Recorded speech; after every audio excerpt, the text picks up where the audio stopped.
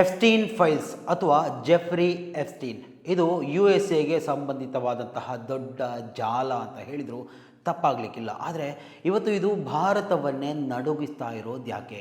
ಮಾತ್ರ ಅಲ್ಲ, ಭಾರತದ ಪ್ರಧಾನಿ ಸೇರಿದಂತೆ ಪ್ರಮುಖ ಒಂದೆರಡು ವ್ಯಕ್ತಿಗಳ ಹೆಸರು ಈ ಲಕ್ಷಾಂತರ ಪುಟದ ಎಫ್ಸ್ಟೀನ್ ಫೈಲ್ಸಲ್ಲಿ ಇನ್ವಾಲ್ವ್ ಆಗಿದ್ದು ಯಾಕೆ? ಆ್ಯಕ್ಚುಲಿ ಜೆಫ್ರಿ ಎಫ್ಸ್ಟೀನ್ ಯಾರು, ಆತನ ಹಿನ್ನೆಲೆ ಏನು, ಯಾಕಾಗಿ ಈ ಒಂದು ಎಫ್ಸ್ಟೀನ್ ಫೈಲ್ಸ್ ಇಷ್ಟು ದೊಡ್ಡ ಸುದ್ದಿ ಮಾಡ್ತಾ ಇದೆ?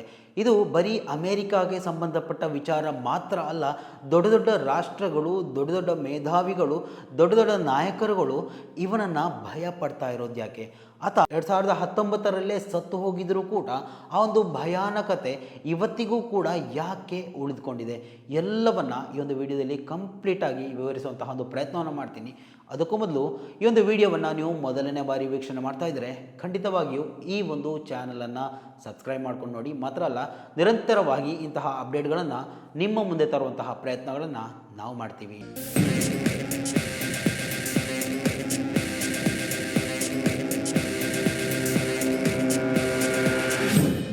ಸ್ನೇಹಿತರೆ, ನಮ್ಮ ಚಾನಲಲ್ಲಿ ಇಂತಹ ವಿಚಾರಗಳು ಮೊದಲನೇ ಬಾರಿ ಬರ್ತಾ ಇರ್ಬೋದು. ಅಂದರೆ ಒಂದು ರೀತಿಯಲ್ಲಿ ಜಾಗತಿಕ ಮಟ್ಟದಲ್ಲಿ ಅಥವಾ ನಮ್ಮ ದೇಶೀಯ ಮಟ್ಟದಲ್ಲಿ ಆಗುವಂತಹ ಕೆಲವೊಂದು ವಿಚಾರಗಳ ಬಗ್ಗೆ ಯಾವುದೇ ಅಪ್ಡೇಟ್ಗಳನ್ನು ನಿಮ್ಮ ಮುಂದೆ ತರುವಂತಹ ಪ್ರಯತ್ನಗಳಿಗೆ ನಾನು ಕೈ ಹಾಕಿರಲಿಲ್ಲ. ಆದರೆ ಇವತ್ತು ನಮ್ಮ ದೇಶ ದೊಡ್ಡ ಗಂಡಾಂತರದಲ್ಲಿ ಸಾಗ್ತಾ ಇರುವಂತಹ ಸಂದರ್ಭದಲ್ಲಿ ನಮ್ಮ ದೇಶದ ಪ್ರಧಾನಿ ನರೇಂದ್ರ ಮೋದಿ ಸಹಿತ ಪ್ರಮುಖ ವ್ಯವಸಾಯಿಗಳು ಅಂದರೆ ಅಂಬಾನಿ ಹೆಸರು ಇರ್ಬೋದು ಅಥವಾ ಬೇರೆ ಬೇರೆ ಮಿನಿಸ್ಟರ್ಗಳ ಹೆಸರು ಈ ಒಂದು ಎಫ್ಸ್ಟೀನ್ ಫೈಲ್ಸಲ್ಲಿ ಇನ್ವಾಲ್ವ್ ಆಗಿದೆ ಅಂತ ಹೇಳುವಾಗ ಇದೊಂದು ದೊಡ್ಡ ಪ್ರಕರಣ, ನಮ್ಮ ದೇಶವನ್ನೇ ಒಂದು ರೀತಿಯಲ್ಲಿ ಬಿರುಕುಗೊಳಿಸುವಂತಹ ಪ್ರಕರಣ, ಅಥವಾ ಇನ್ಯಾರದೋ ಒಂದು ರೀತಿಯಲ್ಲಿ ಜೀತದಾಳಾಗಿ ಉಳಿದುಕೊಳ್ಬೇಕಾದಂತಹ ಒಂದು ವಿಚಾರ ಕೂಡ ಹೌದು. ಅಂದರೆ ಯಾರದೋ ಬೆದರಿಕೆಯಿಂದ ನಮ್ಮ ದೇಶವನ್ನೇ ಒತ್ತೆಯಾಳು ಮಾಡಬೇಕಾದಂತಹ ವಿಚಾರಕ್ಕೆ ಸಂಬಂಧಪಟ್ಟಂತಹ ಒಂದು ವಿಚಾರ.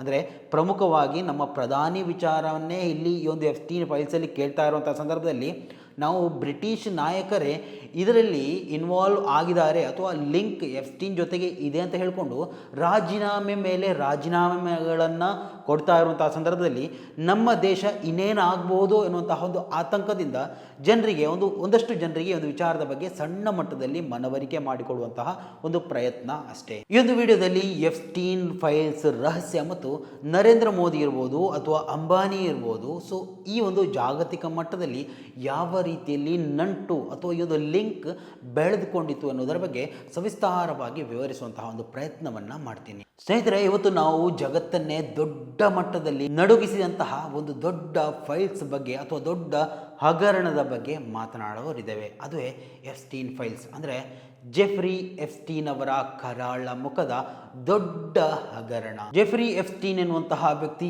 ಏನೂ ಅಲ್ಲ ಅಂತ ಇದ್ದಲ್ಲಿಂದ ಅತಿ ದೊಡ್ಡ ಅಂದರೆ USA ಅಂತಹ ಅಂದರೆ ಯುನೈಟೆಡ್ ಸ್ಟೇಟ್ ಆಫ್ ಅಮೇರಿಕಾದಂತಹ ಆ ಒಂದು ಅಧ್ಯಕ್ಷರನ್ನೇ ಕಬಳಿಸುವಷ್ಟರ ಮಟ್ಟಿಗೆ ಬೆಳೆದು ನಿಂತಿದ್ದು ಹೇಗೆ? ಅಂದರೆ ಆತನ ಐಲ್ಯಾಂಡ್ ದೊಡ್ಡ ಮಟ್ಟದಲ್ಲಿ ಸುದ್ದಿ ಆಗ್ತಾ ಇದೆ. ಐಲ್ಯಾಂಡಲ್ಲಿರುವಂತಹ 13 ವಯಸ್ಸಿನ ಅಪ್ರಾಪ್ತ ಯುವತಿಯರನ್ನು, ಬಾಲಕಿಯರನ್ನು ದೊಡ್ಡ ದೊಡ್ಡ ವ್ಯವಸಾಯಿಗಳಿಗೆ, ದೊಡ್ಡ ದೊಡ್ಡ ನಾಯಕರುಗಳಿಗೆ, ಅಂದರೆ ಇಂಡಿಯಾ ಸೇರಿ ಇನ್ನು ಅರಬ್ ಕಂಟ್ರೀಸ್ಗಳಿರ್ಬೋದು ಅಥವಾ ಪಾಶ್ಚಾತ್ಯ ಯುರೋಪಿಯನ್ ಕಂಟ್ರೀಸ್ಗಳಿರ್ಬೋದು ಅಥವಾ ಅಮೇರಿಕಾ ದೇಶದಲ್ಲೇ ಇರುವಂತಹ ಕೆಲವೊಂದು ದೊಡ್ಡ ದೊಡ್ಡ ಗಣ್ಯ ವ್ಯಕ್ತಿಗಳಿಗೆ ಅವರನ್ನು ಎಂಜಾಯ್ ಮಾಡೋದಕ್ಕೆ, ಅವರ ಜೊತೆ ಸರಸ ಸಲ್ಲಾಪ ಮಾಡೋದಕ್ಕೆ ಬಿಟ್ಟು ಕೊಟ್ಟ ಆ ಒಂದು ಕರಾಳ ವಿಚಾರ ಇವಾಗ ದೊಡ್ಡ ಮಟ್ಟದಲ್ಲಿ ಸುದ್ದಿ ಆಗ್ತಾ ಇರುವಂಥದ್ದು. ಅಂದರೆ ಇದು ಇವತ್ತೋ ನಿನ್ನೆಯೋ ನಡೆದಂತಹ ವಿಚಾರ ಅಂತ ಖಂಡಿತವಾಗಿಯೂ ತಿಳ್ಕೊಳ್ಬೇಡಿ. ಇದು ಜೆಫ್ರಿ ಎಫ್ಸ್ಟೀನ್ ಎನ್ನುವಂತಹ ವ್ಯಕ್ತಿಯನ್ನು 2019 ಬಂಧಿಸಲಾಗಿತ್ತು. ಆ ಮೊದಲು ಕೂಡ ಆತನನ್ನು ಬಂಧಿಸಲಾಗಿತ್ತು. ಆದರೆ ಆತನ ಆ ಒಂದು ಬಲಾಢ್ಯತೆ ಆತನನ್ನು 1-2 ವರ್ಷಕ್ಕೆ ಸೀಮಿತವಾಗಿ ಜೈಲು ಶಿಕ್ಷೆಯಿಂದ ಬಿಡಿಸಿಕೊಳ್ಳಲಾಗಿತ್ತು. ಆದರೆ 2019 ಆತನ ಮೇಲೆ ಅತಿ ದೊಡ್ಡ ಪ್ರಕರಣ ದಾಖಲಾಗುತ್ತೆ. ಹಲವು ವಿಚಾರಗಳು ಈ ಒಂದು ವಿಚಾರದಲ್ಲಿ ಅಡಗಿಕೊಳ್ಳುತ್ತೆ. ಅವರು ದಿಟ್ಟ ಪತ್ರಕರ್ತೆ ಈ ಒಂದು ಸಾಹಸವನ್ನು ಮೆರಿತಾಳೆ, ಆತನ ಆ ಒಂದು ಜನ್ಮವನ್ನು ಜಾಲಾಡಿ ಬಿಡ್ತಾಳೆ. ಸೊ ಆ ಒಂದು ಕಾರಣಕ್ಕೆ ಜೆಫ್ರಿ ಎಫ್ಸ್ಟೀನ್ ಎನ್ನುವಂತಹ ವ್ಯಕ್ತಿ ಒಂದು ರೀತಿಯಲ್ಲಿ ಭಯಾನಕತೆ ಹುಟ್ಟಿಸುವಂತಹ ಎಫ್ಸ್ಟೀನ್ ಫೈಲ್ಸ್ ಆಗಿ ಮಾರ್ಪಾಡಾಗಿರುವಂಥದ್ದು. ಅಂದರೆ 2019 ಆತನನ್ನು ಅರೆಸ್ಟ್ ಮಾಡಿದಂತಹ ಸಂದರ್ಭದಲ್ಲಿ ಆತ ಕಾರಾಗೃಹದಲ್ಲೇ ಒಂದು ರೀತಿಯಲ್ಲಿ ಅಸಹಜವಾಗಿ ಸಾವನ್ನಪ್ಪುತ್ತಾನೆ. ಸೊ ಇದು ಜಾಗತಿಕ ಮಟ್ಟದಲ್ಲೇ ದೊಡ್ಡ ಪ್ರಶ್ನೆಯನ್ನೇ ಮಾಡುತ್ತೆ. ಅಂದರೆ ಎಪ್ಸ್ಟೀನ್ ಅಂತ ಹೇಳುವಂತಹ ಹೆಸರನ್ನು ಇಡೀ ದೊಡ್ಡ ದೊಡ್ಡ ನಾಯಕರುಗಳು ಗೊತ್ತಿರುವಂತಹ ವಿಚಾರ. ಸೊ ಈ ಒಂದು ವ್ಯಕ್ತಿ ಯಾಕಾಗಿ ಕಾರಾಗೃಹದಲ್ಲೇ ಸಾವನ್ನಪ್ಪುತ್ತಾನೆ ಎನ್ನುವಂತಹ ವಿಚಾರ ದೊಡ್ಡ ಮಟ್ಟದಲ್ಲಿ ಚರ್ಚೆಗೆ ಕಾರಣ ಆಗುತ್ತೆ. ಸೊ ಅಲ್ಲಿಂದ ಆರಂಭ ಆದಂಥವುಗಳು. ಅಂದರೆ ಈ ಒಂದು ಅಮೇರಿಕ ದೊಡ್ಡ ಮಟ್ಟದಲ್ಲಿ ಈ ಒಂದು ವಿಚಾರವನ್ನು ಕೈಗೆತ್ತಿಕೊಳ್ಳುತ್ತೆ. ಅಂದರೆ ಯಾರದೋ ಷಡ್ಯಂತ್ರ ಇದರ ಒಳಗಡೆ ಅಡಗಿದೆ, ಯಾರನ್ನೋ ರಕ್ಷಣೆ ಮಾಡೋಕ್ಕೋಸ್ಕರ ಆತ ಕಾರಾಗೃಹದಲ್ಲೇ ಆತನನ್ನು ಕೊಲೆ ಮಾಡಲಾಗಿದೆ ಎನ್ನುವಂತಹ ಊಹಾಪೋಹಗಳು ಎದ್ದು ಬರುತ್ತೆ.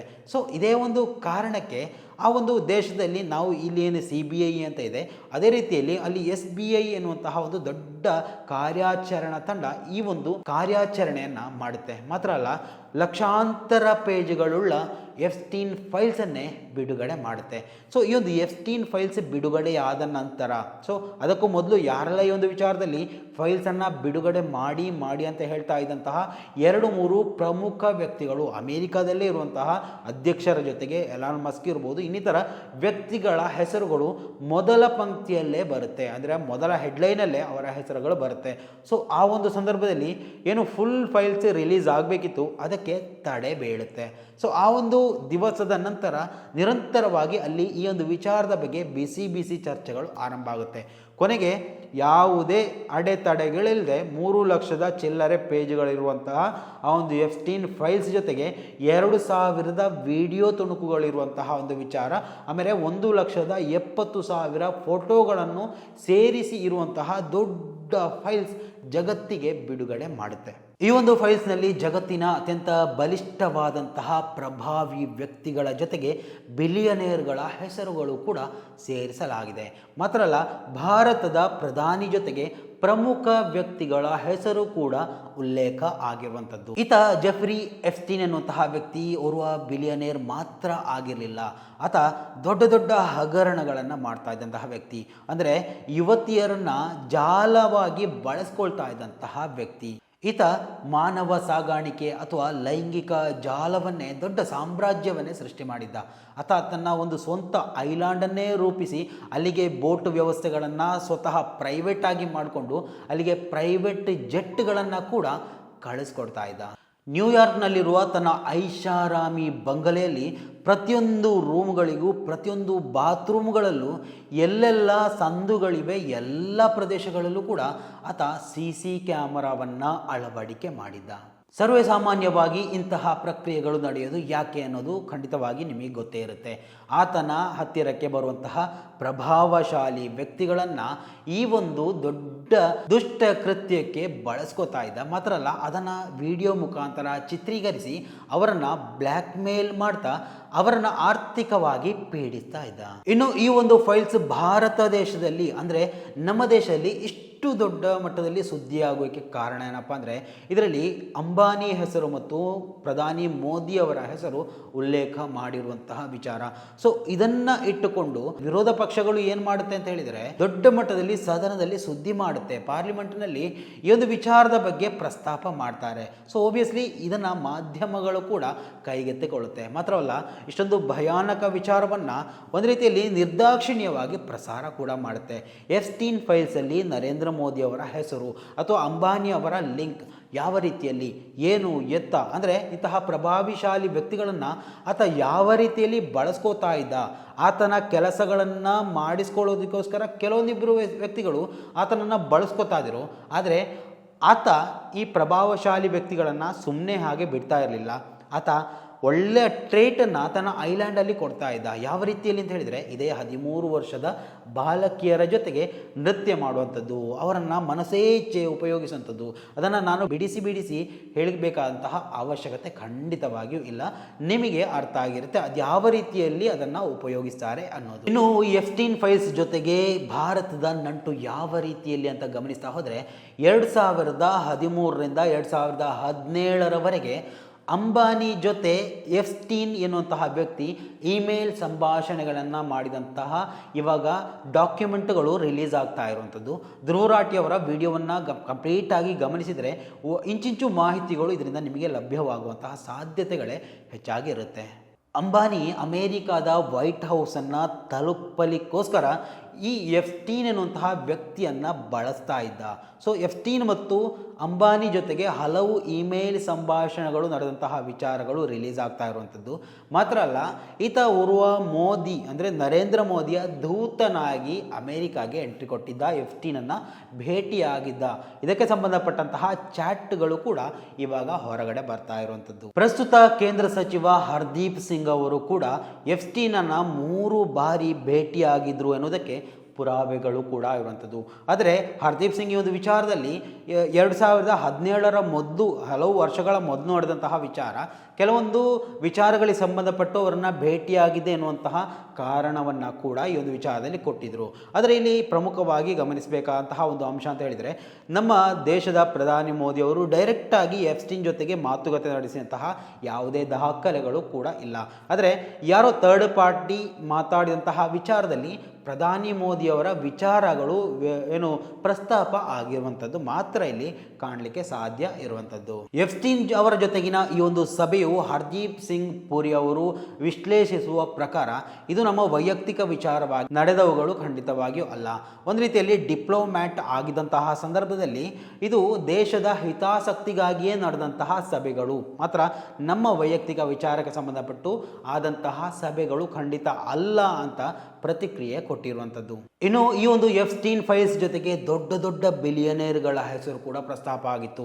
ಅದು ಬಿಲ್ ಗೇಟ್ಸ್ ಇರ್ಬೋದು, ಎಲಾನ್ ಮಸ್ಕ್ ಇರ್ಬೋದು. ಇನ್ನು ಬಿಲ್ ಗೇಟ್ಸ್ ಅವರ ಧರ್ಮ ಪತ್ನಿ ಜೊತೆಗೆ ವಿಚ್ಛೇದನೆ ಆಗೋದಕ್ಕೂ ಕೂಡ ಈ ಒಂದು ಎಫ್ಸ್ಟೀನೇ ಕಾರಣ ಎನ್ನುವಂತಹ ವಿಚಾರಗಳು ಕೂಡ ಪ್ರಸ್ತಾಪ ಆಗಿತ್ತು. ಇನ್ನು ಎಲಾನ್ ಮಸ್ಕ್ ಅವರ ವಿಚಾರ ಕೂಡ ಅದಕ್ಕಿಂತಲೂ ವ್ಯತಿರಿಕ್ತವಾಗಿ ಹಲವು ಇಮೇಲ್ ಸಂದೇಶಗಳು ಆ ಒಂದು ಐಲ್ಯಾಂಡ್ಗೆ ತನ್ನ ಎಫ್ಸ್ಟೀನ್ ಮಾಡುವಂತಹ ಟ್ರೀಟ್ಗೆ ಆಮಂತ್ರಣ ಮಾಡಿದಂತಹ ವಿಚಾರಗಳಿಗೆ ಸಂಬಂಧಪಟ್ಟಾಗಿತ್ತು ಕೆಲವೊಂದು ಚಾಟ್ಗಳು ನೋಡಿರುವಂಥದ್ದು. ಜೆಫ್ರಿ ಎಫ್ಸ್ಟೀನ್ ಅವರು ಜೈಲಿನಲ್ಲಿ 2019ರಲ್ಲಿ ನಿಗೂಢವಾಗಿ ಆತ್ಮಹತ್ಯೆ ಮಾಡಿಕೊಂಡಿದ್ರು. ಆದರೆ ಇದನ್ನೊಂದು ವ್ಯವಸ್ಥಿತವಾದಂತಹ ಕೊಲೆ ಅಂತ ಕೂಡ ಹೇಳಲಾಗ್ತಾ ಇದೆ. ಅಂದರೆ ಇಡೀ ಜಾಗತಿಕ ಮಟ್ಟದ ಪ್ರಭಾವಶಾಲಿ ವ್ಯಕ್ತಿಗಳ ಒಂದು ರೀತಿಯಲ್ಲಿ ರಹಸ್ಯವನ್ನೇ ತನ್ನ ಅಂಗೈಯಲ್ಲಿ ಹಿಡಿದುಕೊಂಡಿದ್ದಂತಹ ಜೆಫ್ರಿ ಎಫ್ಸ್ಟೀನ್ ಎಲ್ಲರಿಗೂ ಬೇಕಾದಂತಹ ವ್ಯಕ್ತಿ ಆಗಿದ್ದ. ಆತನನ್ನು ಒಂದು ರೀತಿಯಲ್ಲಿ ಅನುಸರಿಸಲೇಬೇಕಾದಂತಹ ಒತ್ತಡಕ್ಕೆ ಪ್ರಮುಖ ಪ್ರಧಾನಿಗಳು, ಅಧ್ಯಕ್ಷರುಗಳು ಸಿಲುಕಿಕೊಂಡಿದ್ರು ಎನ್ನುವುದೇ ಇದಕ್ಕೆ ಪ್ರಮುಖ ಕಾರಣ ಆಗಿತ್ತು. ಇನ್ನು ಅಧಿಕಾರ, ಹಣ ಇವೆಲ್ಲವೂ ಕೂಡ ಒಂದು ರೀತಿಯಲ್ಲಿ ಅಪರಾಧವನ್ನು ಯಾವ ರೀತಿಯಲ್ಲಿ ತಡೆಗಟ್ಟುತ್ತೆ ಅನ್ನೋದಕ್ಕೆ ಜೆಫ್ರಿ ಎಫ್ಸ್ಟೀನ್ಸ್ ಅವರ ಎಫ್ಸ್ಟೀನ್ ಫೈಲೇ ಸಾಕ್ಷಿ ಅಂತ ಕೂಡ ಇವತ್ತು ಜನ ಮಾಧ್ಯಮಗಳು ಮಾತಾಡಿಕೊಳ್ತಾ ಇರುವಂಥದ್ದು. ನಮ್ಮ ರಾಜ್ಯದಲ್ಲಿರ್ಬೋದು, ನಮ್ಮ ದೇಶದಲ್ಲಿರ್ಬೋದು ಹಲವು ಹಗರಣಗಳು, ಹಲವು ಪ್ರಕರಣಗಳು, ಹಲವು ಭ್ರಷ್ಟಾಚಾರಗಳು ನಿರಂತರವಾಗಿ ಸುದ್ದಿಯಲ್ಲಿರುತ್ತೆ. ಆದರೆ ಜಾಗತಿಕ ಮಟ್ಟದಲ್ಲಿ ಎಲ್ಲ ದೇಶಗಳು ಭಯಭೀತರಾಗಿ ಅತ್ಯಂತ ನಿಗೂಢವಾಗಿ ಕಂಡಂತಹ ಒಂದು ಪ್ರಕರಣಗಳಲ್ಲಿ ಎಫ್ಸ್ಟೀನ್ ಫೈಲ್ಸ್ ಕೂಡ ಒಂದು. ಸೊ ಈ ಒಂದು ವಿಚಾರದಲ್ಲಿ ನಾನು ನಿಮಗೆ ಎಕ್ಸ್ಪ್ಲೈನ್ ಮಾಡಿಕೊಟ್ಟಂತಹ ವಿಚಾರಗಳು ಖಂಡಿತವಾಗಿಯೂ ನಿಮಗೆ ಅರ್ಥ ಆಗಿರುತ್ತೆ ಅಂತ ನಾನು ಅನ್ಕೋತೀನಿ. ಅಂದರೆ ನಮ್ಮ ದೇಶಕ್ಕೆ ದೊಡ್ಡ ಕಂಟಕವಾಗಿ ಪರಿಣಮಿಸಿದಂತಹ ಒಂದು ವಿಚಾರ, ಖಂಡಿತವಾಗಿಯೂ ನೀವುಗಳು ಇದರ ಬಗ್ಗೆ ಚರ್ಚೆ ಮಾಡಲೇಬೇಕಾದಂತಹ ವಿಚಾರ. ಸೊ ಆ ಒಂದು ಕಾರಣಕ್ಕೆ ಈ ಒಂದು ವಿಚಾರವನ್ನು ಸಣ್ಣ ಮಟ್ಟದಲ್ಲಿ ನಿಮ್ಮ ಮುಂದೆ ತರುವಂತಹ ಪ್ರಯತ್ನವನ್ನು ನಾನು ಮಾಡಿದ್ದೇನೆ. ಸೊ ಸ್ನೇಹಿತರೆ, ಈ ಒಂದು ವಿಚಾರವನ್ನು ನೀವು ಆರಂಭದಿಂದ ಕೊನೆಯವರೆಗೂ ನೋಡಿದವರಾಗಿದ್ದರೆ ಖಂಡಿತವಾಗಿ ಒಂದು ವಿಚಾರದಲ್ಲಿ ನಿಮ್ಮ ಅಭಿಪ್ರಾಯ ಏನು ಅನ್ನೋದನ್ನು ಕೂಡ ಇಲ್ಲಿ ಕಮೆಂಟ್ ಮಾಡೋದಕ್ಕೆ ಮರಿಬೇಡಿ. ಮುಂದಿನ ಮಾಹಿತಿಯೊಂದಿಗೆ ಮತ್ತೆ ಭೇಟಿಯಾಗೋಣ. ಅಲ್ಲಿವರೆಗೂ ನಮಸ್ಕಾರ.